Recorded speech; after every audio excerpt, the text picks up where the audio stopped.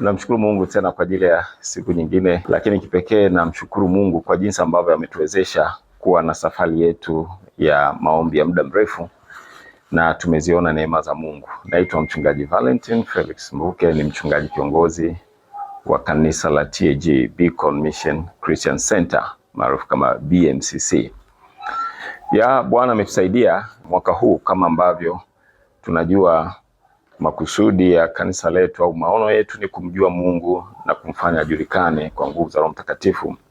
Mwaka huu Mungu alitupa kauli inayosema ni mwaka wa matendo katika imani, nitaishi kwa imani yangu.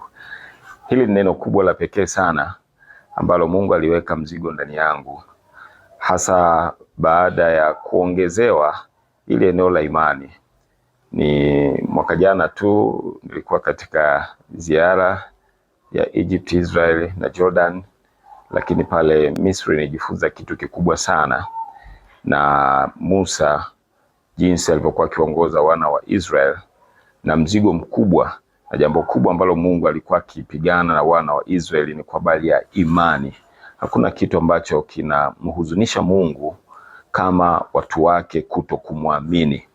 Na likaja ili kwa mzigo kabisa, nikaona mwaka huu tuite ni mwaka wa imani katika matendo na tutaishi kwa imani yangu. Tumekuwa na maombi haya ya muda mrefu, na tulianza maombi haya kwa kujitakasa, kuomba utakatifu ili maombi yetu yana matokeo, na tulimuona Mungu akitusaidia sana. Tulikuwa na semina yenye nguvu sana na watu wakaingia katika maombi ya vita.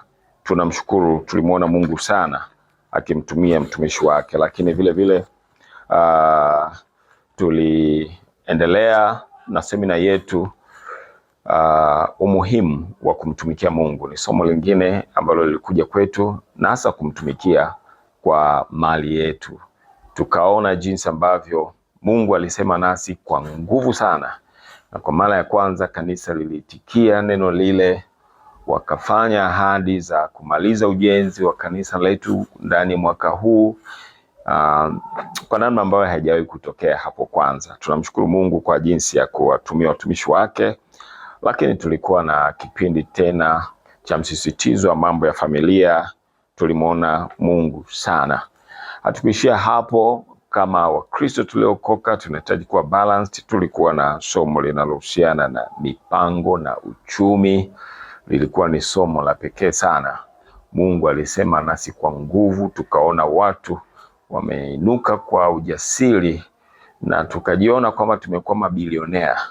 Tukasahau kabisa hata hali tulionayo. Mungu alisema nasi kwa namna ya pekee sana. Tunamshukuru Mungu kwa jinsi ambavyo aliweza kusema nasi.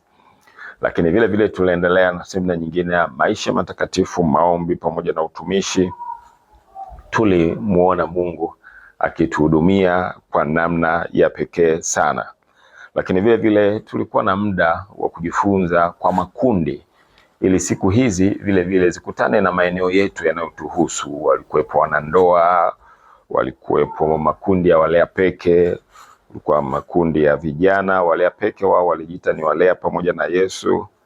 Na tulimuona Mungu akifanya mambo makubwa sana ya ajabu katika makundi hayo yote. Wote waliona hata hizo siku zilikuwa chache, na hatimaye Mungu ametuleta. Tunamalizia na mtumishi mwingine ambaye anaongelea sana somo kubwa lilikuwa utoaji wa kibiblia, lakini amekuwa akijikita katika mambo ambayo Mungu hawezi kufanya. Na mambo ambayo Mungu hawezi kufanya, ameongelea jambo mojawapo: Mungu hawezi kumbariki mtu asiyetoa. Sasa nichukue nafasi kuwashukuru sana watumishi wa Mungu mbalimbali tuliokuwa nao mahali hapa. Tulikuwa na mchungaji Reverend Peter Mahenge, tulikuwa na Maloda, tulikuwa na Lutengano, tulikuwa na Banzi, Raphael Banzi, tulikuwa na Nkechi Nyeru Okonkwo kutoka pale na Nigeria. Tumekuwa na watumishi wa Mungu kutoka ndani. Tumekuwa na Bishop Spia Mwaipopo, tumekuwa na JJ Temba ambaye alitupeleka sana katika fundisho la agizo kuu, na tumekuwa na watumishi wengine wengi ambao naweza nisiwakumbuke kuwataja wote mahali hapa, wote ambao walileta maana kubwa sana katika siku hizi 70 za maombi. Kiukweli tumekuwa na maombi yenye matokeo. Tumeanza kuyaona matokeo kanisani, tumeanza kuyaona matokeo katika maisha yetu ya utoaji, tumeanza kuona matokeo katika maombi, tumeanza kuona matokeo katika mabadiliko. Lakini tokeo kubwa sana tunalolishuhudia sasa hivi linaendelea ni ujenzi wa nguvu sana wa kanisa letu ambao unakwenda kukamilika, tunaamini mwaka huu. Mungu anatujalia tumejenga jengo kubwa kwa utukufu wake.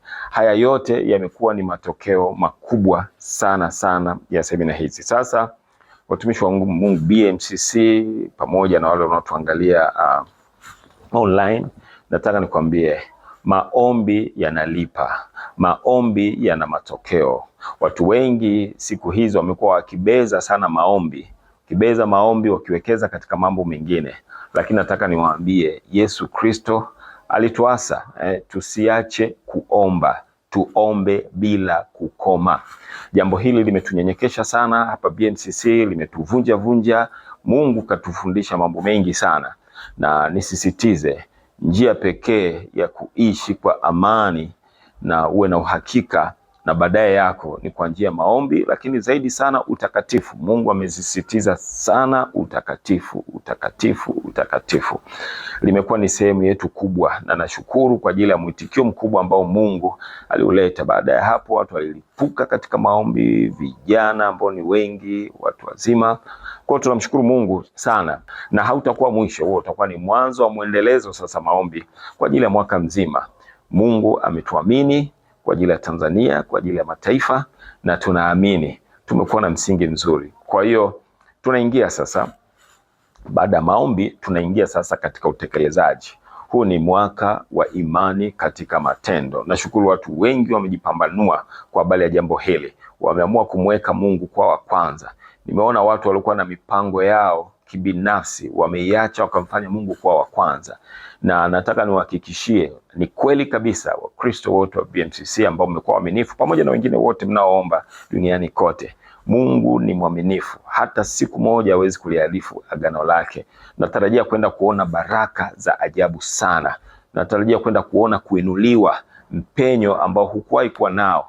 Hata yale mambo ambayo uliona kana kwamba yalishashindikana, Mungu ametushuhudia ndani ya kwamba tunakwenda kumuona Mungu. Kwa ninaomba sasa hivi hebu endelea kuingia katika matendo, to put into application haya yote ambayo Bwana amesema pamoja nasi. Hakika hatutakuwa tena watu wa kawaida, tutakuwa miongoni mwa wachaji wa kweli wa Mungu. Kwa Mungu awabariki sana, na niwatakie maisha ya baraka tunapoenda kuanza maisha mengine mapya baada ya kumaliza muda wetu wa msisitizo wa maombi ya kumtafuta Mungu kwa kufunga. Mungu awabariki sana, na sio muda mrefu Mungu anaweza akatuambia tuingie tena katika jambo lingine la maombi kutokana na hitaji au jambo atakalolileta. Naomba usisite, maana tumeona furaha yake, tumeona amani yake, tumeona faida zake. Karibu, tusiache kuomba. Asante sana.